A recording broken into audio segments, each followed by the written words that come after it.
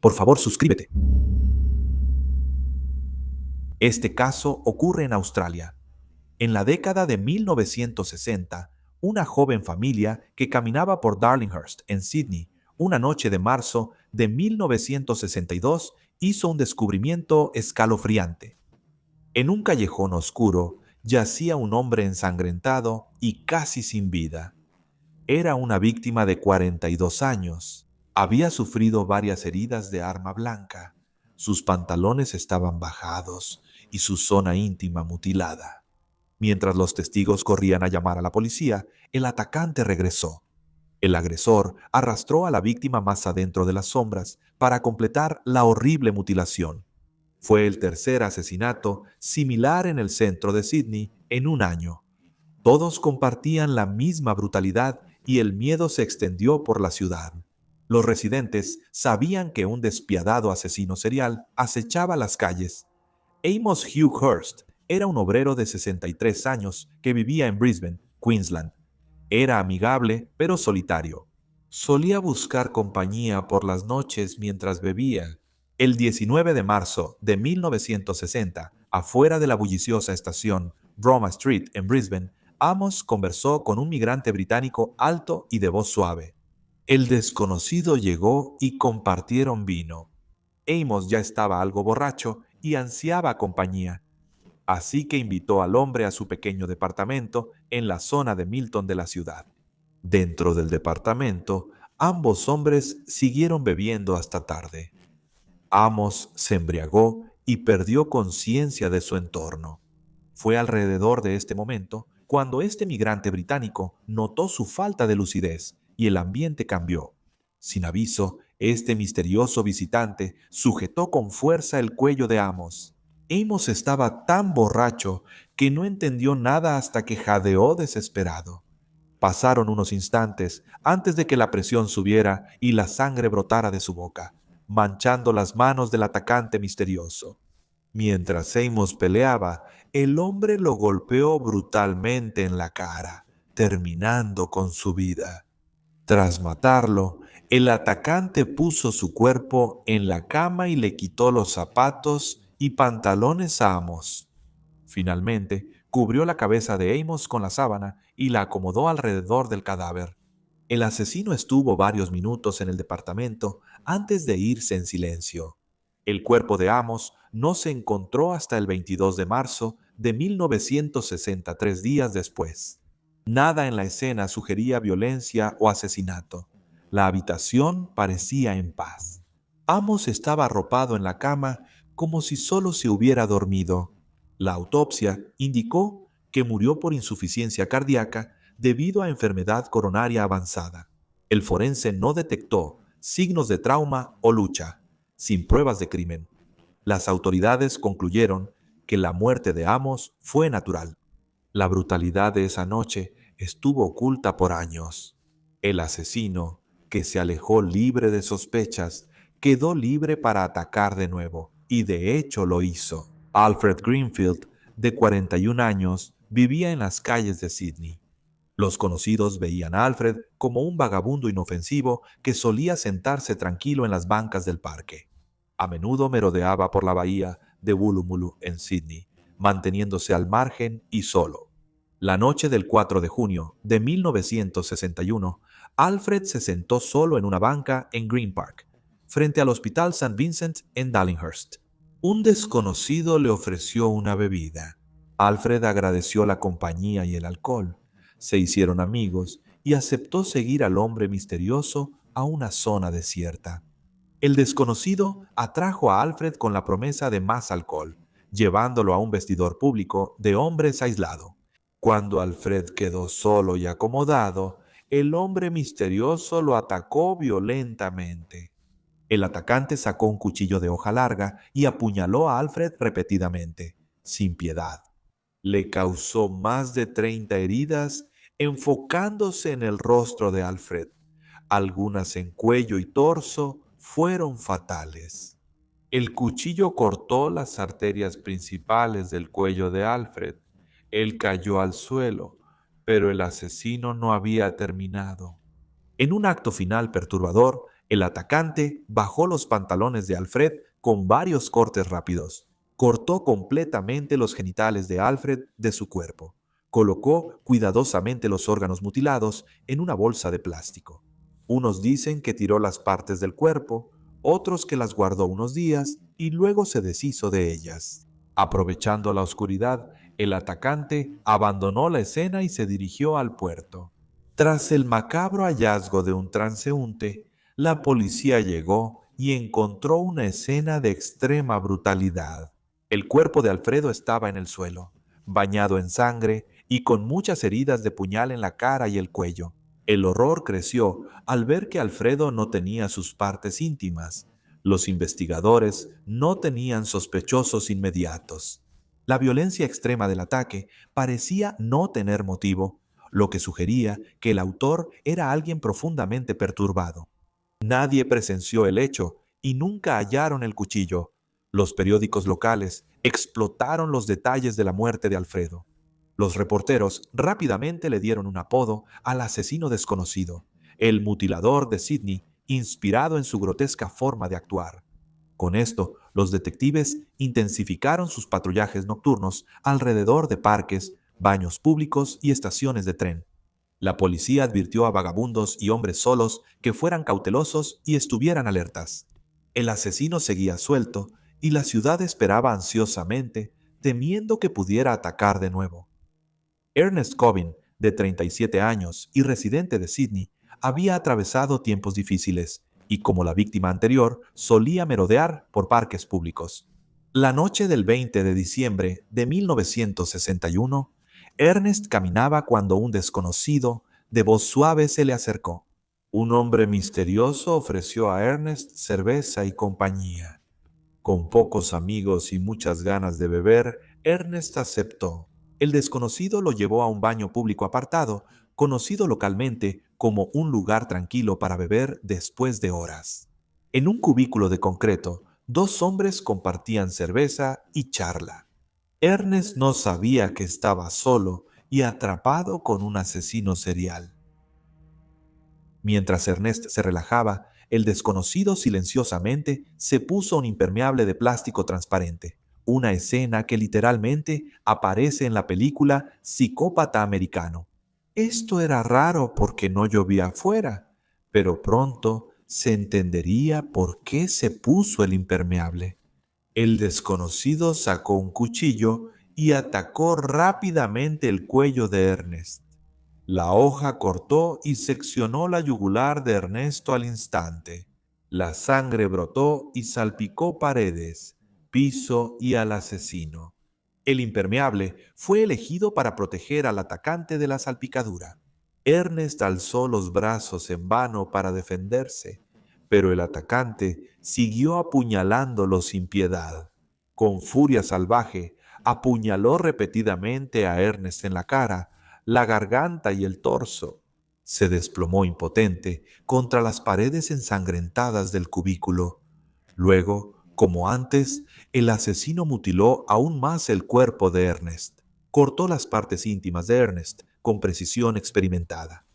Colocó la carne cercenada en una bolsa de plástico antes de deslizarse silenciosamente en la oscuridad. El cuerpo mutilado de Ernest fue hallado en la mañana. La policía llegó pronto al lugar y rápidamente se dio cuenta de la brutal firma del mutilador de Sydney. Los pantalones de Ernest estaban bajados y su entrepierna parecía una herida abierta. Las huellas dactilares y manchas con sangre en los lavabos mostraban que el asesino se lavó manos y cara antes de irse. Se había llevado tanto el arma homicida como las partes íntimas de la víctima. Con este segundo asesinato, igual, los peores temores de Sydney se confirmaron. Un asesino serial cazaba abiertamente hombres en la ciudad. La prensa lo apodó el mutilador y así aparecía en los titulares. La policía revisó hospitales esperando que el asesino se hubiera herido en el ataque. Aunque hicieron esfuerzos, no hubo sospechosos claros y los detectives comenzaron a especular sobre el perfil del asesino. Se sugirió que la precisión en la extracción de partes íntimas de la víctima mostraba experiencia médica o de carnicero, pero había pocas pistas concretas.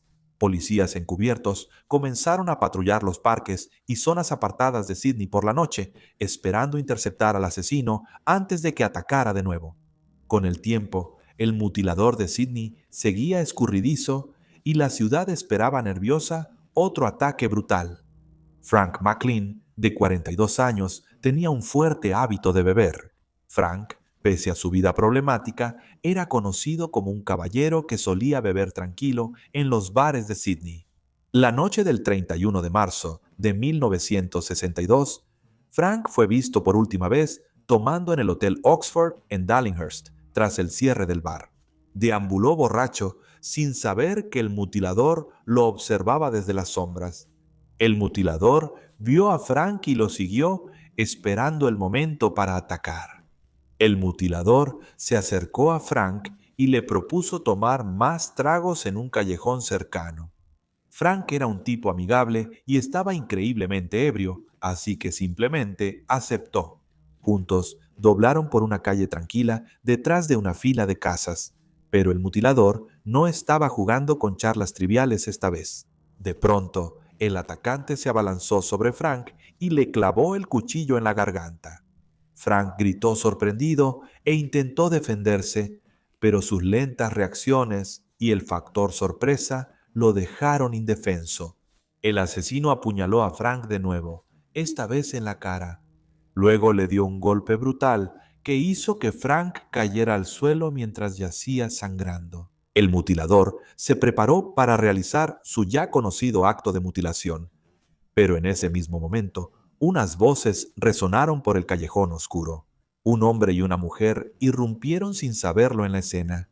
Sobresaltado, el asesino se ocultó en las sombras, conteniendo la respiración. Al acercarse la familia, la joven pareja vio el cuerpo de Frank en la oscuridad y pensó que un auto lo atropelló. Horrorizados, se acercaron y escucharon la respiración débil de Frank. Para ellos estaba claro que Frank necesitaba atención médica, así que se apresuraron a buscar ayuda, dejando a Frank momentáneamente solo. Por desgracia para Frank, el asesino aprovechó la oportunidad como en una película de terror.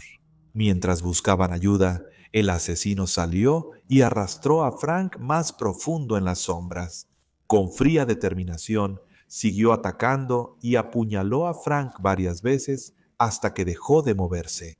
En total, Frank sufrió 6 brutales puñaladas en la cara, el cuello y el pecho. Con eficiencia practicada, el atacante bajó los pantalones de Frank y le cortó brutalmente sus partes íntimas, colocándolas cuidadosamente en una bolsa de plástico. Luego desapareció en la noche. Antes de que llegara la policía, los oficiales de la estación de Darlinghurst ya estaban en la escena de pesadilla. El cadáver mutilado de Frank fue arrastrado al fondo del callejón y presentaba heridas de arma blanca. Al revisar el abdomen de Frank, los oficiales confirmaron sus peores temores. El mutilador de Sydney había atacado otra vez. Sorprendentemente, Frank seguía con vida. Lo llevaron de urgencia al hospital, pero sus heridas eran graves y murió poco después. Con el asesinato de Frank, el pánico se apoderó de Sydney. 3 hombres habían sido brutalmente asesinados en espacios públicos en tan solo 10 meses. Los 3 fueron atacados tras el anochecer y brutalmente mutilados. La policía encubierta y los señuelos no ayudaban y nada daba pistas. La serie continuó por ahora, pero era solo cuestión de tiempo. Patricio José Hackett, un vagabundo de 37 años, con pasado problemático, recién salió de prisión tras cumplir condena por robo. Patricio no tenía hogar y sobrevivía deambulando por las calles de Sydney. El sábado 6 de junio de 1962. Patricio estaba bebiendo solo en un bar cuando se encontró con un hombre bien vestido que se presentó como Alan Brennan. Alan Brennan parecía amigable y decía ser dueño de una charcutería y tienda en un suburbio del oeste de Sydney. Patricio, ansioso por bebidas gratis, aceptó rápido la invitación de Alan para seguir bebiendo en su casa. Fueron juntos a la pequeña tienda de conveniencia que Alan compró recientemente, ubicada arriba de la tienda. Se sentaron a beber hasta altas horas de la madrugada, rodeados de cajas parcialmente desempacadas. Finalmente, Patricio se embriagó mucho. Se acostó y durmió profundamente. Viendo su oportunidad, Alan fue por un cuchillo afiladísimo y, sin dudarlo, hundió la hoja en el cuello de Patricio, cortándole profundamente la garganta. Patricio despertó de golpe, dolorido, sujetando su herida sangrante. Luchó con fuerza, empujó la hoja y lastimó la mano del atacante. Durante la pelea, furioso y sangrando, Alan entró en frenesí. Apuñaló a Patrick tan violentamente que cortó hasta el hueso. Finalmente, Alan asestó un golpe letal directamente en el corazón de Patrick. Pero incluso después de que Patrick estaba muerto, Alan continuó, hundiendo el cuchillo en su cuerpo sin vida. La sangre cubrió paredes y piso, formando charcos que se filtraban entre las tablas. Aún insatisfecho, dirigió su atención a mutilar el cuerpo de la manera familiar y espeluznante que le caracterizaba. Pero el cuchillo ahora estaba demasiado desafilado y dañado por apuñalar a la víctima una y otra vez. Frustrado, cortó de manera ineficiente las partes íntimas de Patrick, logrando mutilarlas solo parcialmente. El asesino, agotado tras el ataque, se durmió junto a los restos de Patrick. Luego, horas después, Alan despertó, se dio cuenta de la magnitud de lo que había hecho y entró en pánico. Sabía que debía ocultar el crimen rápido. Tras quitarse la ropa ensangrentada, se lavó con cuidado. Corrió al hospital para que revisaran su mano y, tras ser atendido, volvió a la escena del crimen. Decidido a ocultar las pruebas, Alan pasó horas limpiando la sangre, quitando las secciones empapadas del piso y desechándolas. Reunió la ropa ensangrentada de Patrick y la tiró junto con las tablas del piso arruinadas. Al final, cuando Dagnus cayó, arrastró el cuerpo desnudo de Patrick a la tienda. Después, abrió a la fuerza una trampilla que daba a un espacio estrecho bajo el edificio. Con todas sus fuerzas, Alan empujó el cuerpo en el espacio bajo el piso de la tienda, atascándolo junto a su ropa y el cuchillo. Sin embargo, la ansiedad de Alan aumentó, pues Patrick tenía conocidos que podían buscarlo.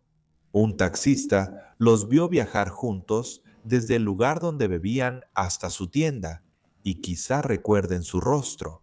Alan, temeroso de ser descubierto, decidió huir. En pocos días, empacó rápido una maleta y salió de Sydney en tren hacia Brisbane. Una vez allí, se escondió bajo una nueva identidad, cambiando su apariencia al teñirse el cabello de negro y dejarse crecer un bigote. Veía obsesivamente las noticias, esperando ansioso que hallaran un cuerpo bajo una tabla del piso. En junio y julio de 1962 no hubo informes, y según él, el cadáver de Patrick seguía sin descubrirse. De vuelta en Sydney, la tienda seguía cerrada, pero los vecinos notaron un olor fétido del edificio abandonado. Los inspectores de sanidad visitaron el lugar en junio, pero al principio no lograron encontrar la fuente. Hasta noviembre de 1962, más de 5 meses tras la muerte de Patricio, la policía descubrió la horrible verdad. Al levantar las tablas del piso dentro de la tienda, las autoridades descubrieron un cadáver humano en avanzado estado de descomposición oculto debajo. Los restos estaban tan descompuestos que no pudieron identificarlos de inmediato. La policía luego identificó al dueño de la tienda, Alan Brennan. Alan había desaparecido solo unos meses antes. Como Alan desapareció y hallaron a alguien muerto en la tienda, asumieron que era él. Los investigadores concluyeron que Alan simplemente había muerto accidentalmente en su tienda y permaneció sin ser descubierto durante meses. Se hizo un funeral discreto y se publicó una esquela en un periódico local. Asistieron antiguos colegas de Alan. Por supuesto, en realidad, la quinta y última víctima del asesino serial, Patrick Hackett, había sido trágicamente identificada erróneamente como el propio Alan. A inicios de 1963, la pista del mutilador de Sydney parecía haberse enfriado. La policía de Sydney tenía 3 asesinatos por mutilación sin resolver: Alan Greenfield, Ernest Cobbin y Frank McLean. Los asesinatos cesaron abruptamente tras marzo de 1962. Los investigadores temían que el sospechoso hubiese muerto o estuviera preso por otro delito. La investigación del mutilador de Sydney estuvo detenida durante meses. Eso fue hasta que ocurrió un avance inesperado el 22 de abril de 1963, cuando un hombre llamado John McCarthy caminaba por una calle popular en el centro de Sydney. Ahora, mientras camina por la calle, ve a alguien familiar. Vio a su excolega Alan Brennan, quien supuestamente estaba muerto. Se sorprendió mucho, pues había ido a su funeral, así que se acercó a Alan. Gritó: «Pensé que estabas muerto, Alan». El rostro de Brennan palideció al ser reconocido en pánico. Alan murmuró: «Déjame en paz», y se alejó entre la multitud. Juan, muy conmocionado, reportó el encuentro a la policía. El sargento de guardia ignoró la historia de Juan, pensando que solo estaba borracho. Pero Juan regresó al día siguiente, insistiendo en que estaba sobrio y que de verdad había visto a Alan Brennan con vida. Pero, de nuevo, la policía no hizo nada. Frustrado, Juan llevó su extraña historia a la prensa. Juan habló con un reportero del Daily Mirror, famoso en Sydney por historias sensacionalistas de crímenes.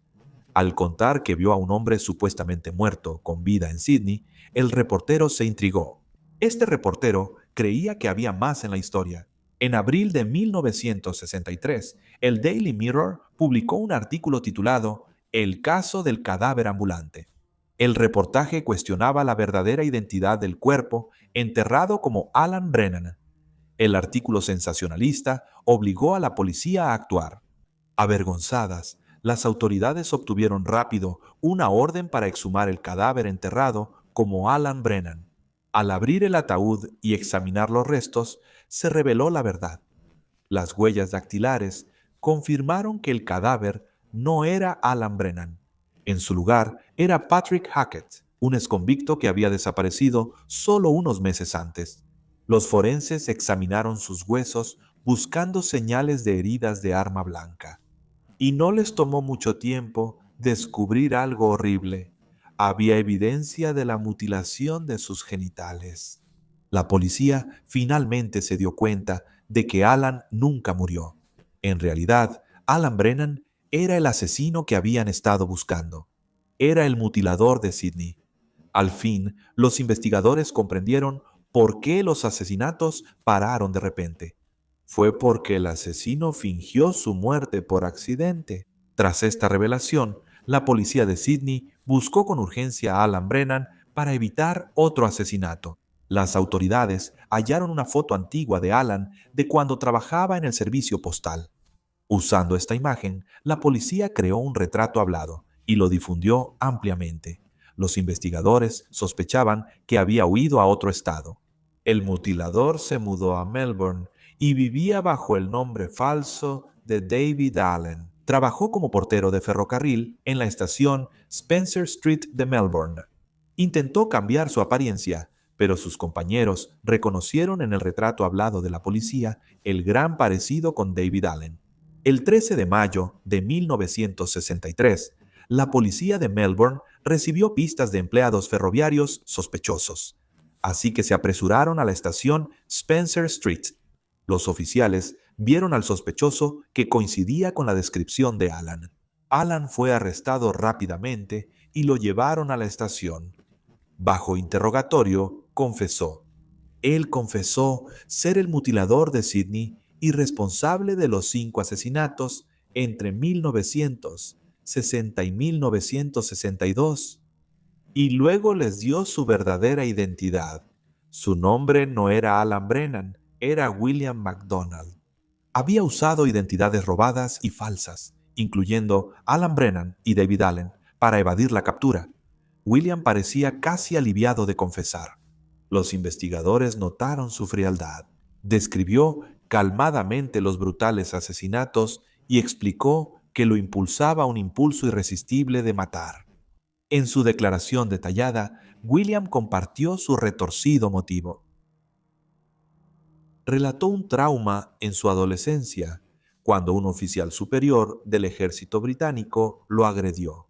Williams dijo que este incidente lo había perseguido durante toda su vida. Afirmó que eso creó en él un odio profundo y un miedo hacia los hombres. Eventualmente, este trauma evolucionó en impulsos violentos e incontrolables. William contó a los detectives que oía voces que lo atormentaban y le hacían creer que algunos hombres que conocía eran su agresor anterior. Disfrazado, creía que simbólicamente destruía a su abusador cada vez que mataba. William relató con detalles cómo se hacía amigo de sus víctimas y luego las llevaba a lugares aislados. Contó a la policía que, estando solos, los agredía brutalmente con cuchillos y puños. Habló de manera objetiva sobre las horribles mutilaciones que realizó en sus cuerpos. Incluso dijo que guardaba partes íntimas amputadas, como recuerdos en bolsas de plástico, y las llevaba a su casa tras los asesinatos. Incluso los detectives más expertos se sorprendieron por su confesión. No había duda de su culpabilidad, así que fue acusado de 4 asesinatos: Alfredo Greenfield, Ernesto Cobbin, Francisco McLean y Patricio Hackett. Guillermo confesó matar a ambos, pero no fue acusado, aunque esto hizo que las autoridades de Brisbane reabrieran la investigación. El 15 de agosto de 1963, Guillermo McDonald fue procesado para juicio. Australia se preparaba para uno de los juicios penales más perturbadores de su historia. Para complicar, Guillermo MacDonald nació como Allan Ginsburg el 17 de junio de 1924 en Liverpool, Inglaterra. Provenía de una familia relativamente acomodada con herencia judía. A pesar de su crianza cómoda, Guillermo era antisocial y tenía problemas emocionales desde una edad temprana. Se sentía profundamente aislado y descuidado por sus padres. A los 19 años, en la Segunda Guerra Mundial, se unió al ejército británico buscando dirección y aceptación. El servicio militar fue el escenario de su peor trauma. En 1944, William fue agredido por un cabo en un refugio antiaéreo. Este ataque lo afectó psicológicamente. Nunca denunció la agresión sexual por vergüenza, pero la experiencia lo dejó paranoico, humillado y consumido por la rabia por el resto de su vida. El incidente lo afectó mental y emocionalmente. William fue dado de baja honorablemente en 1947 y le diagnosticaron esquizofrenia. Estuvo meses en una institución mental, recibió varias terapias de electrochoque y al salir batalló para reintegrarse a la vida civil. Volvió a Liverpool, pero empezó a comportarse de forma más errática e inestable. En 1949 huyó a Canadá para evitar recuerdos y el juicio familiar, pero su intento de empezar de nuevo falló pronto. Pasó por empleos mal pagados y terminó en la pobreza. Su familia le envió dinero para regresar y, ya en Inglaterra, su salud mental empeoró aún más. Ingresó voluntariamente a un hospital psiquiátrico en Escocia, pero su madre lo sacó antes, quizá por la vergüenza del estigma de la enfermedad mental. Tan decidido a cortar todos los lazos con su pasado, cambió su nombre a William MacDonald y bajo esta nueva identidad emigró de nuevo, llegando a Australia en 1955. En Australia, los problemas de William continuaron. Al llegar a Adelaida, fue arrestado por agredir indecentemente a un policía encubierto en un baño público. Fue declarado culpable y puesto bajo fianza de buena conducta por 2 años, con tratamiento psiquiátrico obligatorio. En vez de cumplir, huyó de la ciudad y violó su fianza. Durante años, William deambuló inquieto por Australia. Permaneció brevemente en Ballarat y viajó hasta Perth, e incluso se mudó a Nueva Zelanda por un corto tiempo en 1959. En 1961, William regresó a Australia y se estableció en Sydney. Atraído por el anonimato de la ciudad, se hizo llamar Alan Brennan y trabajó en una oficina de correos, donde sus compañeros lo consideraban peculiar y retraído. Un examen médico obligatorio en este tiempo lo describió con personalidad esquizoide y profundamente antisocial. Fuera del trabajo, William prefería los rincones más oscuros de Sydney. Rentaba cuartos baratos en King's Cross y solía ir a parques, bares económicos y baños públicos apartados. Eran puntos de encuentro populares para hombres homosexuales obligados a ocultarse por leyes anti-homosexualidad. Guillermo era él mismo un hombre gay, un hecho que le causaba mucha vergüenza y rechazo por parte de su familia en Inglaterra.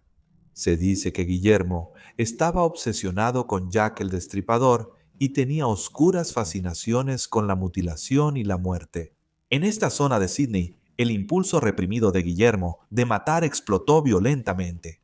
El juicio de Guillermo MacDonald inició en septiembre de 1963 en Sydney y de inmediato atrajo la atención pública. Fue la primera gran acusación en Australia contra un asesino serial moderno. Guillermo enfrentó 4 cargos de asesinato, que incluían a las víctimas Greenfield, Cobbin, McLean y Hackett, mientras que las autoridades en Brisbane investigaban por separado la muerte de Amos. La defensa de Guillermo sostuvo desde el inicio que no era culpable por locura, aunque su responsabilidad en los asesinatos era evidente. Su confesión y las pruebas confirmaban que él cometió los actos. El juicio dependía de si Guillermo era legalmente cuerdo al momento de los crímenes. En la corte, Guillermo era callado y retraído. Solía sentarse en silencio, mirando hacia abajo y sin mostrar emociones. La fiscalía expuso relatos detallados y perturbadores de los asesinatos. Relataron numerosas heridas de arma blanca, mutilaciones y el macabro estado de los cuerpos. En la corte se mostraron fotos tan gráficas de la escena del crimen que los espectadores jadeaban. Guillermo testificó en su defensa de forma calmada y distante, describiendo cada asesinato con detalles escalofriantes. Sus descripciones fueron tan explícitas que los miembros del jurado y los observadores en la sala del tribunal se mostraron visiblemente angustiados. Un miembro del jurado se desmayó y fue asistido para salir. Los psiquiatras de la defensa apoyaron su testimonio. Se demostró que tenía una enfermedad mental grave y era incapaz de controlar sus impulsos y acciones. Los fiscales admitieron los problemas mentales de William, pero afirmaron que era legalmente cuerdo y resaltaron la planificación de sus crímenes. Ocultó pruebas, escondió su identidad y pudo evadir la captura, lo cual demuestra que sabía que sus acciones estaban mal. Después de semanas de testimonios perturbadores, el jurado deliberó cuidadosamente sobre el estado mental de William. Rechazaron su defensa por demencia y lo declararon responsable y culpable de todos los cargos de asesinato. Los expertos se sorprendieron, dado el sólido testimonio psiquiátrico sobre la enfermedad de William, pero el jurado concluyó que él comprendía y controlaba sus acciones. Antes de dictar sentencia, el juez describió los crímenes de William como unos de los más brutales y bárbaros que había encontrado.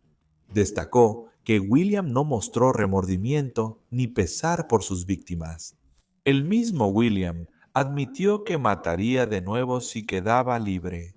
El juez condenó a William a cadenas perpetuas consecutivas y recomendó que nunca saliera libre.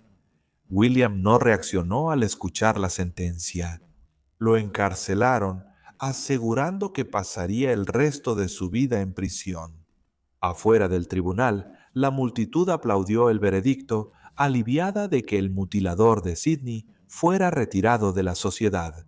Guillermo fue confinado en la prisión de Long Bay, en Sydney, pero su encarcelamiento pronto tuvo un giro inusual.